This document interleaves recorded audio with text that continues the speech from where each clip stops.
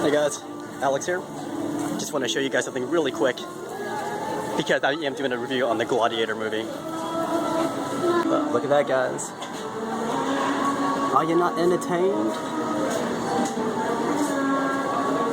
Here's one more thing here. Here's a Gladius. The frost. Sometimes it makes the blades stick. Alright, just want to show you those props, or that helmet from the Gladiator movie. And that's it. I'm going to do my movie review now for you guys.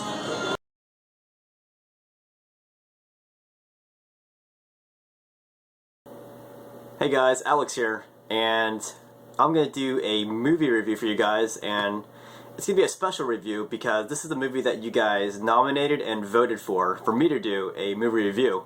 And this movie was a classic, made in the year 2000, and I'm pretty sure most of you have seen it at least 2 or 3 times, at least. And in 2000 it won Best Picture, and it also won Best Actor because of the main guy, Russell Crowe. Maybe you guys have heard of him. But let's see here. Oh yeah, the movie's called Gladiator. Boom, starring Russell Crowe, directed by Ridley Scott, and the awesome soundtrack was composed by Hans Zimmer. One of my favorite movie soundtracks of all time. One of them, not my favorite, but one of my favorites.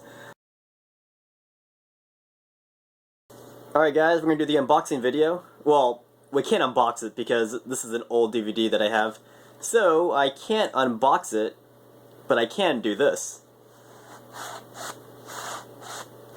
No, actually, I'm gonna talk really quickly and just show you what's on this on these different discs here. There's actually 3 discs in this box set. Let me show it to you really quick.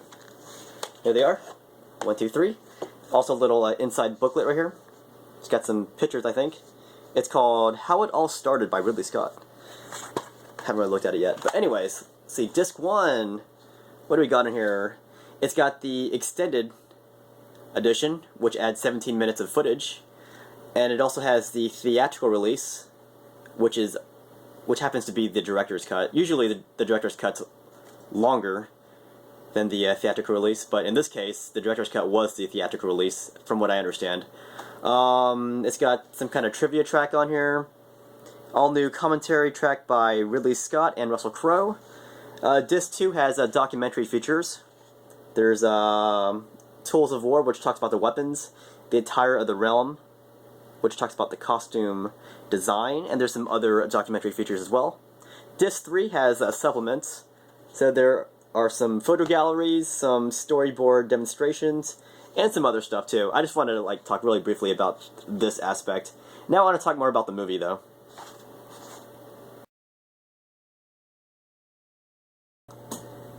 So really quickly, I'll give you guys a quick plot summary. Movie starts off in 180 AD, and that's during the reign of Marcus Aurelius, and it starts off in Germania, because according to the movie's prologue, it's the Germanic tribes who are the last ones to be subjugated before the Romans achieved total peace. So Marcus Aurelius sends his greatest general, Russell Crowe, to take down these Germanic tribes. And of course, Russell Crowe pimp slaps these Germanic tribes like they're nothing. So the movie establishes early on that Russell Crowe is the movie's hero and protagonist. The conflict in this movie is, it kind of starts off because the Roman Emperor Marcus Aurelius does not have a successor yet. So in order for the Roman Empire to continue, it needs a successor of some sort. And that's when the problems occur, because Marcus Aurelius does have a son, Commodus, and Commodus thinks that he is the right man for the job, but the emperor does not want Commodus to become the next emperor, because Commodus represents everything that is wrong with Rome. He represents Roman decadence and corruption.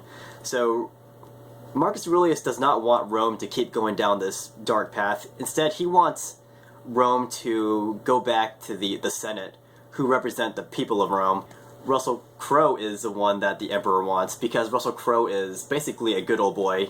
He's never been to Rome. He has not been to the city, so he's not corrupted by Roman decadence and whatnot. So Commodus murders his father, and that's when Commodus becomes the the new emperor. And of course, Russell Crowe refuses to swear allegiance, and that's when Russell Crowe gets arrested, and what's his face? Commodus wants Russell Crowe dead, and also his family. He wants his whole family wiped out because this guy refused to bow down to the new emperor. So Russell Crowe hurries all the way back from Germania after breaking free of the Praetorians. He goes all the way from Germania all the way to Spain in a matter of a few cutscenes. But by the time he makes it over there, the Praetorians have already murdered his son and his wife. And that's basically Russell Crowe's whole reason for existence in this movie. So Russell Crowe gets kidnapped from this point on. He gets kidnapped by Arabs who happen to be in Spain for some reason, kidnapping people. But yeah, they kidnap Russell Crowe, sell him to this Gladiator school owned by Proximo. After rising in fame, Russell Crowe gets this idea that he's going to rise in fame so that he can go to Rome and meet the emperor in person so he can, you know, get revenge for his family. And that's basically the movie's basic plot. He wants to get revenge for his family, and also he wants to fulfill the last wishes of Marcus Aurelius, and that was to put power back to the people of Rome. So you might be thinking to yourselves, this movie's plot does sound very familiar to another movie.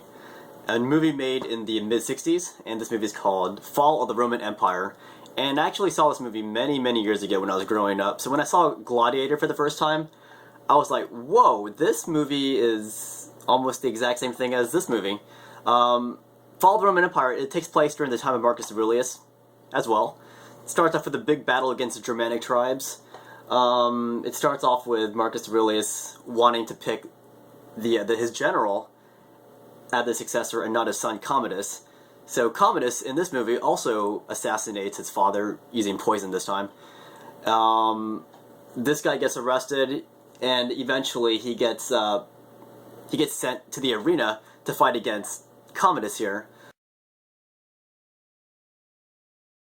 Alright guys, really quickly, I'm going to talk about some of the movie mistakes that you can see really easily if you watch the movie. Let's talk about two huge mistakes in the movie that they should have caught in post-production, but they did not.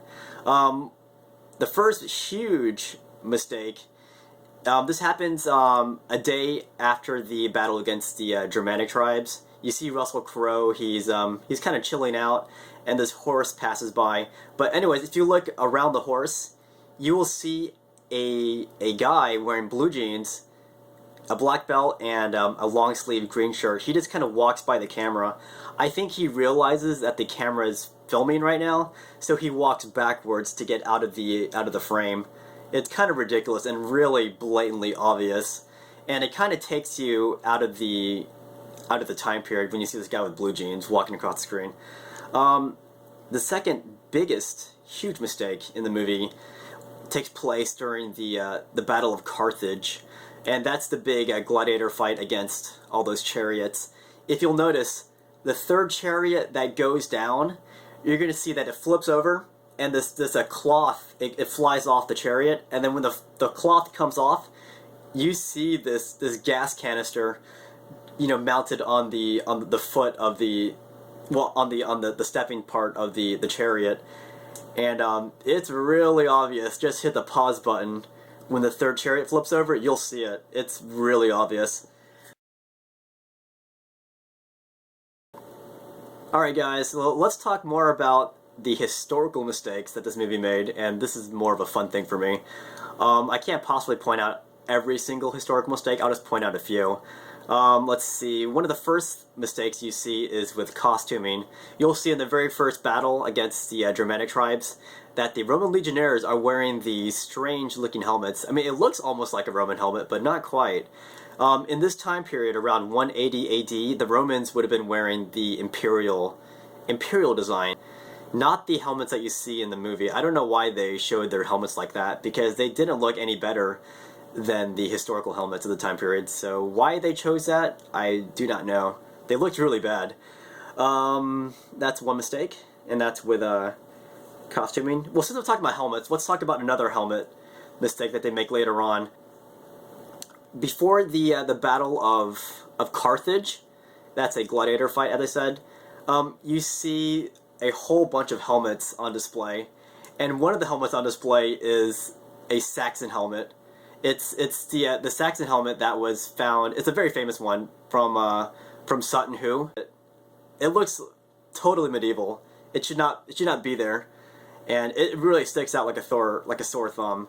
And you see some other ridiculous looking helmets, but the Saxon helmet is the worst because that design doesn't come till hundreds of years later on. Okay, let's talk about some of the things that they were talking about in the movie, which were historical mistakes. Early on, you hear a Roman senator talking about how Rome was founded as a republic. That's actually not true. Rome was actually founded as a monarch. Like, it wasn't until much later that Rome was ran as a republic. And that's why Julius Caesar was hated by some of these people, because they thought Julius Caesar was bringing back the system of kings. So that's why they put him down. We might as well talk about some of the mistakes that they showed in the first battle, depicting the Romans against the Germanic tribes.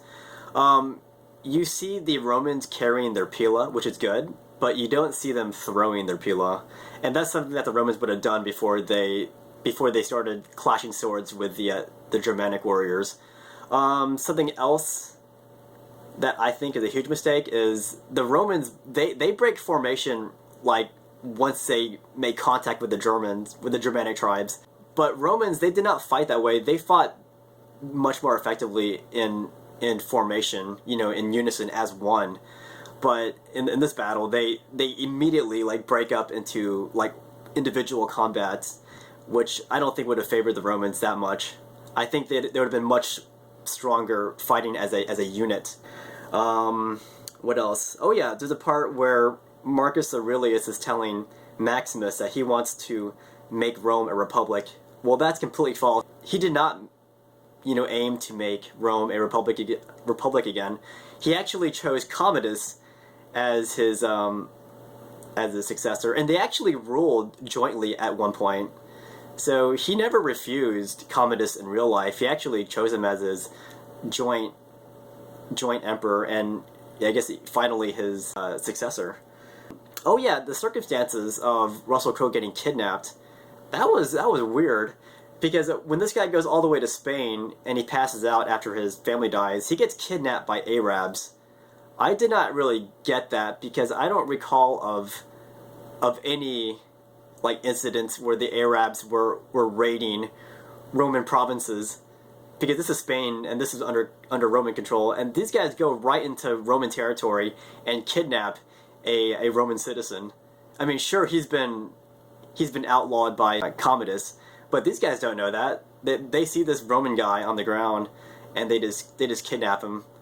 And I don't know, I didn't really get that. And these were Arabs, because they're speaking Arabic, so that was kind of strange to me.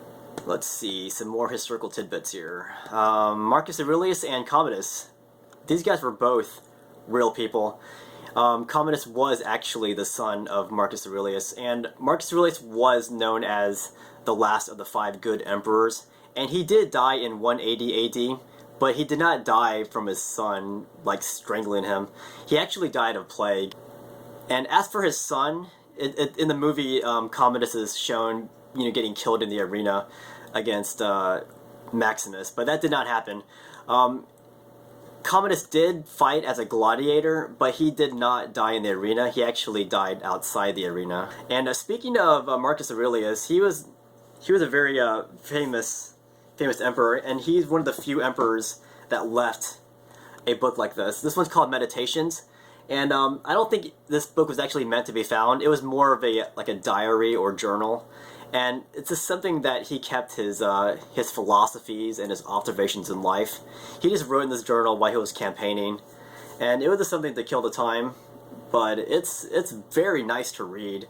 If you want to read the inside of Roman Emperor, you got to pick up this book and read it. It's because of stuff like this that this guy was known as the Philosopher King, or the Philosopher Emperor. And I have a pretty good biography about Marcus Aurelius. This one's called Marcus Aurelius, a biography, written by Anthony Burley. And it talks about his campaigns, talks about his life, his philosophies. Mainly about his philosophies, though. Pretty good book. Kind of hard to find, though. What else to talk about? Oh yeah, later on, this is another historical mistake, and this is probably the last one I can point out, because this video is too long already. It's already, I don't know, it's too long. But yeah, there's a scene later on where Commodus is telling Lucius, that little boy, a story about the busy bee. The problem with the story is, he tells Lucius that Claudius is one of his ancestors, and that's a mistake, because Claudius was actually part of the Julian-Claudian dynasty, and Nero was actually the last of that dynasty. As for Commodus was part of the Nerva-Antonine dynasty. But I hope you guys enjoyed this video where I reviewed a movie that you guys nominated and voted for. And why don't you guys put your thoughts on the movie? I know it's 12 years after the fact, but go ahead and tell me if you liked the movie or not. You can tell me about the movie blunders. Did you find them funny? Did you see them at all? And historical mistakes. Were the mistakes so bad that you couldn't watch this movie? I myself, you know, I love history, but I also love movies, as I keep saying. I can separate history from cinema. I can separate the two. But, you know, I would prefer a movie that sticks with history. I'm sure you can do it, because history, real history, is just as entertaining as Hollywood. So one day, someone's going to make a straight-up history movie, and it's going to rock. Maybe it'll be me. Maybe it'll be you. I don't know. But anyways, I'm going to see you guys later. Leave your comments in the video section, and I'll see you guys later.